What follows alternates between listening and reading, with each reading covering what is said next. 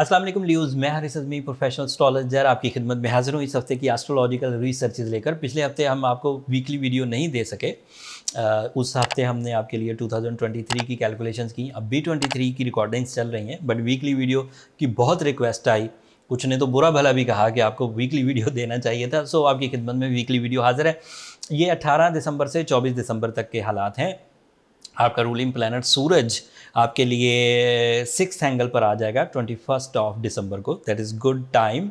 आपकी nature enhance होगी, आपका डिसीजन पावर स्ट्रॉन्ग होगा एंड आपकी हेल्थ में बेहतरी आएगी। साइकोलॉजिकल सेंसिटिव ल्यूज जो डिसाइड नहीं कर पाते थे या चीज़ों को अपने ऊपर हावी कर लेते थे या लेट डिसीजंस लेते थे या जितना डिसीजन लेना चाहिए था, जितना रिस्की होना चाहिए था उतना रिस्की नहीं हो पाते थे, वो 21 दिसंबर के बाद अपने कॉन्फिडेंस में गैर मामूली ग्रोथ देखेंगे। बहादुरी भी आएगी यकीनन एंड रिस्की भी होंगे एंड फिर आपकी अपॉर्चुनिटीज़ अब जितनी भी आएंगी आपसे आपकी हेल्थ से रिलेटेड, आपकी मीटिंग से रिलेटेड जो दो लोग मिलकर फैसला करते हैं, या आपकी लीडरशिप से रिलेटेड जैसे आपको एक कम्युनिटी को गाइडलाइन देनी है, ये सब में आप पूरा उतर जाएंगे ल्यूज़। दूसरा फ़ायदा, आपका मरकरी भी आपके 6th एंगल पर है। So this is so beneficiary for government jobs. अगर इस वक्त कोई ल्यू गवर्नमेंट जॉब के हसूल की कोशिशें कर रहे हैं तो वही उनको फ़ायदा देंगी। वीनस भी आपके 6th एंगल पर है, प्रोडक्टिव है। वीनस अगर 6th एंगल कैप्रिकॉर्न एंगल पर हो तो इससे जो इजहार मोहब्बत है उसमें कुछ आसानी हो जाएगी। सो ओवरऑल लियो के लिए 6th एंगल की बहारें मुयस्सर हैं। 6th angle is angle of career, is angle of physical health, is angle of मामलात related to government, related to companies, related to bosses. ये सब आपको फेवर करते हुए नज़र आ रहे हैं। And pleasures also, Venus sun Mercury इकट्ठे हो जाएं तो प्लेजर लेवल्स बढ़ जाता है, दिलचस्पी बढ़ जाती है, ब्यूटी लविंग नेचर बढ़ जाती है, मौसम अच्छे लगने लगते हैं एंड वो जो दिल में एक तमानियत, एक एक हशाशियत, एक रिफ्रेशनेस जो आती है वो मुयस्सर आ जाएगी। मार्स रेट्रोग्रेड चल रहा है, आपके 11th एंगल पर रेट्रोग्रेड है। मार्स की रेट्रोग्रेशन आपकी लैंड्स, आपकी कंफर्ट ऑफ लाइफ, आपके घर से रिलेटेड, घर मतलब बिल्डिंग, बिल्डिंग से रिलेटेड चीज़ें हैं, तो वो क्योंकि रेट्रोग्रेड चल रहा है तो हो सकता है आपको अपने घर से रिलेटेड कुछ शिकायत का सामना करना पड़े, लेकिन वो आपकी ज़ात से बाहर हटकर चीज़ें हैं, आपकी ज़ात के अंदर चीज़ें नहीं हैं। एंड इसके अलावा मार्स ओवरसीज़ ट्रैवलिंग के लिए भी कुछ स्ट्रबन सिचुएशंस पैदा कर सकता है, लेकिन ये सिर्फ 10 जनवरी तक की कहानी है, उसके बाद चीज़ें सेटल हो जाएंगी।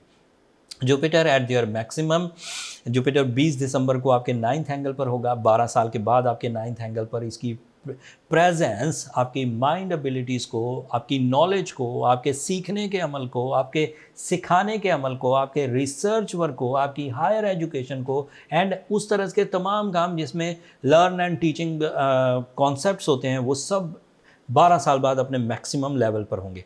अगर आप एक सीनियर एज ग्रुप में हैं तो आप लोगों को बहुत अच्छे मशवरे दे सकेंगे और लोग सुनेंगे। अगर आप टीन एजेस हैं और आपका एजेंडा सिर्फ तालीम है तो वो बहुत अच्छा होगा। अगर आप एक प्रैक्टिकल लाइफ में हैं तो आपका विजडम, आपकी नॉलेज आपके लिए आसाइशें पैदा करेगी, ज़्यादा अच्छी प्लानिंग। एंड ये किसी एक सेक्टर ऑफ लाइफ के लिए नहीं है, तालीम है, पर्सनैलिटी है, मनी मेकिंग है, रिलेशनशिप्स हैं, डील मेकिंग्स हैं, हेल्थ सेक्टर है, मल्टीटास्किंग है, लॉसेस की रिपेयरिंग है, ओवरसीज़ ट्रैवलिंग है एंड इसी तरह लकी फैक्टर्स भी।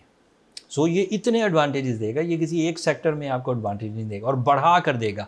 मिसाल के तौर पर अगर आपने कुछ परसेंट फील किया है कि 10% एडवांटेजेस मिल जाएं तो बहुत हैं, तो इसकी वजह से वो 10% एडवांटेजेस 40% इन्हांस होकर मिलेंगे, मतलब आपको 50% एडवांटेजेस मिलेंगे।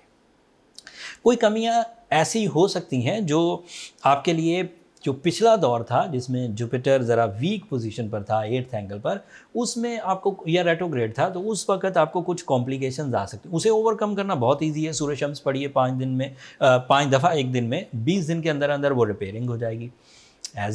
एज यू आर ल्यू, so emerald, ruby, blue sapphire, diamond, ये ऐसे स्टोन्स हैं जिनकी रेडिएशन आपकी नेचर को उभारती है, आपकी नेचर को रिपेयर करती है, आपकी नेचर को प्रोटेक्ट करती है।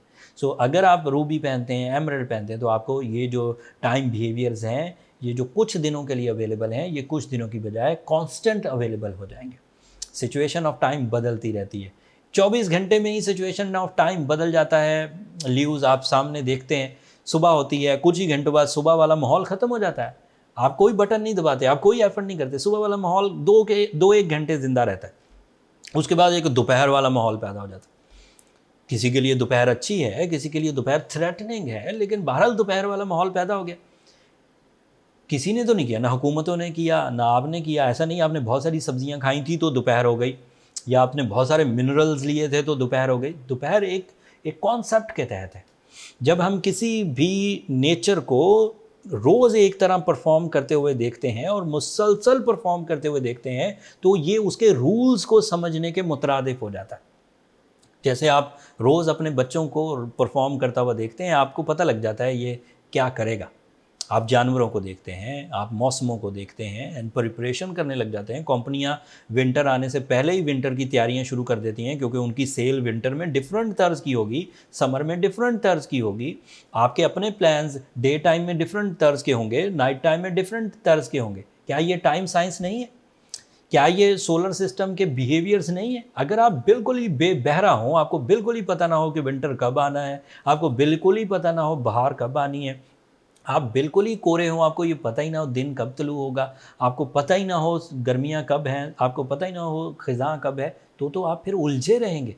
फिर तो आपको ड्राइव करेगा टाइम, जिधर को वो ले जाए। सर्दी लगने लग गई आपको, आप ठिठुरने लग गए, बीमार पड़े, फिर आपको पता चला सर्दियाँ आ गई। अगर आपको इन एडवांस पता होता तो आप उसके लिए कुछ एडवांटेजेस ले लेते, मटीरियल एडवांटेजेस भी मिल सकते थे, अपने आप को पेन से बचाने के एडवांटेजेस भी मिल सकते थे, और भी कई तरह के ऐसे काम हैं जो सिर्फ विंटर में किए जा सकते हैं। सो ये तमहीद बांधने का मतलब ये था कि टाइम की नब्ज़ को अपने कंट्रोल में रखा करें, जज किया करें। So on the behalf of professional diagnosis, on the behalf of professional calculation, this is my declaration कि टाइम आपके लिए फेवरेबल है एंड आप प्रिपेयर हो जाइए अपनी कामयाबियों के लिए। अपने मिशंस को जर्नल विजन से हटाकर, नॉर्मल डिसीजन से हटाकर हाई लेवल डिसीजंस पर ले जाइए। वक्त आपको सपोर्ट करेगा एंड कामयाबियाँ आपका मुकद्दर है।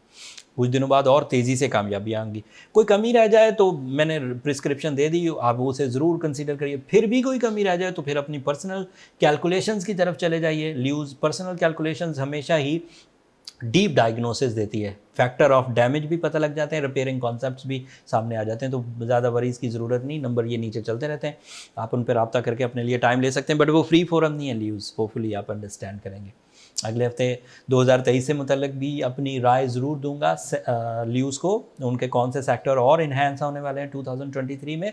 एंड जो वीकली वीडियो है मैं कोशिश करूंगा दोनों ही वीडियोस आपकी खिदमत में पेश कर दूं। अब मुझे इजाज़त दीजिए, दुआओं में आपने याद रखना है, ये मेरी रिक्वेस्ट है, हमेशा ही बोलता हूँ वीडियो के एंड पर, मुझे भी, मेरी टीम को भी। एंड चैनल को सब्सक्राइब करना मत भूलिएगा। ल्यूज़ आप लोगों की सब्सक्रिप्शन हमारी हौसला अफजाई की वजह बनती है। अगले हफ्ते तक के लिए अल्लाह ने की बात।